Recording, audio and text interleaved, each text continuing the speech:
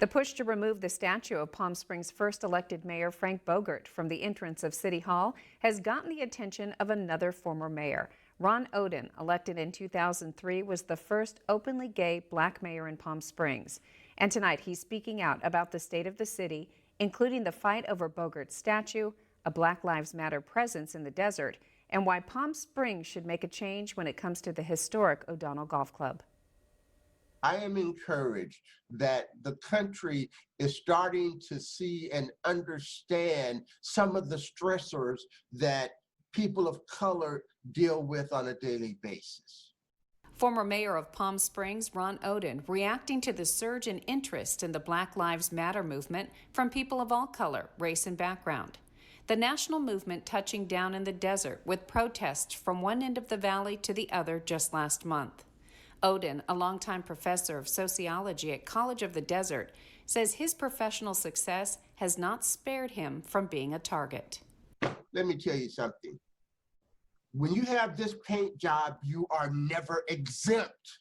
I don't care how much education you have, I don't care where you live, I still deal with racism the same as other people. You must feel the change happening. And to be in the Coachella Valley or area of Palm Springs where you were mayor, you can see at a protest, we have more than 100 people now. We didn't have protests like that even a year ago.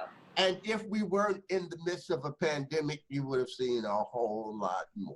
Unfortunately, the leadership of this country is feeding into the past. They want to return to days when their lives were more comfortable, when they felt more empowered.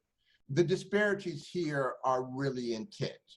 We have the farm workers at the end of the valley. You have, racial minorities, and we have this history in our city that's complex, to say the least. Right. I wanted to touch on that because there is a petition going around to have the first elected mayor of Palm Springs, Frank Bogert's statue, taken down from outside City Hall. Look, I knew Frank and I grew to like him as a person. All right. He spoke at my star dedication downtown. It's not trying to do away with what happened. We'll recognize what happened. That's a part of our history. But we don't want to glorify the things that we know never should have happened. And maybe it just doesn't need to go in front of City Hall. The petition to remove Frank Bogert's statue alleges in part, quote, Mr. Bogert and the City Council evicted many lower-income and almost exclusively black residents of Section 14. The homes they rented were torched with the assistance of the Palm Springs Fire and Police Departments, and many were relocated to Desert Highland Estates on the north end of town, end quote. Aside from the issue surrounding Bogert's statue, former Mayor Oden believes the city needs to be in sole control of the O'Donnell Golf Club, the Valley's first golf course. He says it needs to be open to the public, calling the beautiful mountain scenery the park the city needs. He first spoke out about this in late June on the Nicholas Snow Show, calling the original deal and all the included restrictions that came with it a part of the city's history that needs a closer look, including how minorities were excluded. Why do you feel like it should change now? How would the city benefit? It's just timely. It was started with a restrictive covenant. Everybody knows it.